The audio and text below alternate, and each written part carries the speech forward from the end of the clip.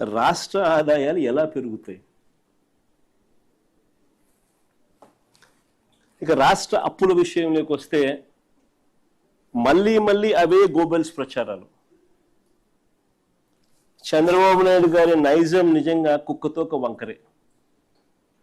అంటే ఎన్నిసార్లు మనము చెప్పినా కూడా ఎందుకయ్యా అబద్ధాలు చెప్తావు, వాస్తవాలు ఇవి, ఇదిగో వాస్తవాలు అని మనం ఎన్నిసార్లు ప్రజెంటేషన్ ఇచ్చినా, ఎన్నిసార్లు మనం సాక్ష్యాలు ఆధారాలతో సహా చెప్పినప్పటికీ కూడా అవే గోబెల్స్ ప్రచారాలు,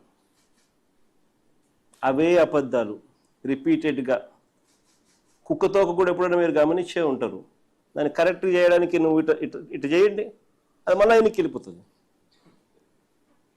అందుకనే సామెత కూడా అంటారు కుక్కతోక వంకర అని. చంద్రబాబు నాయుడు గారి నైజం కూడా కరెక్ట్గా అంతే.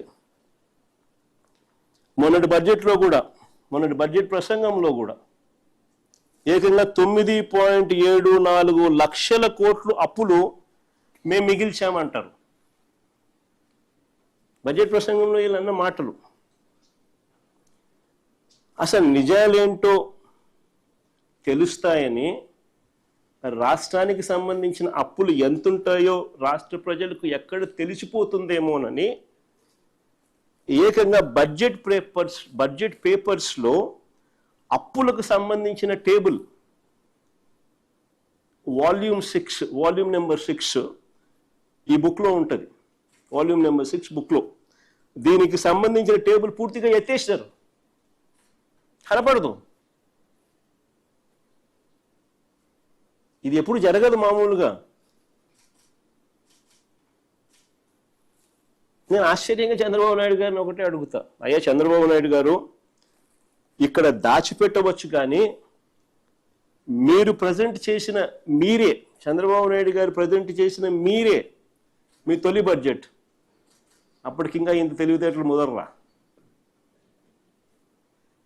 ఈయన ప్రజెంట్ చేసిన 2024-25 బడ్జెట్ డాక్యుమెంట్స్లో క్లియర్గా అప్పు ఎంత ఉంది అని, రాష్ట్రానికి సంబంధించిన అప్పులు ఎంత ఉన్నాయని చెప్పి రాసినాడు. పోనీ కాంప్ట్రోలర్ అండ్ ఆడిట్ జనరల్ వాళ్ళు 23-24 లెక్కల్లో కనిపిస్తుంది. వాళ్ళు 23-24 లెక్కలు మరుసటి సంవత్సరం ఇస్తారు. 23-24కు సంబంధించిన లెక్కలు 24-25లో వాళ్ళు రిలీజ్ చేస్తారు. లెక్కలు, ఆడిటెడ్ లెక్కలు. ఆ లెక్కలు చూసినా కనిపిస్తుంది.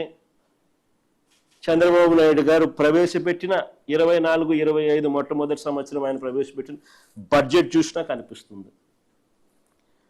దాంట్లో రాష్ట్రానికి ఎన్ని అప్పులు ఉన్నాయి,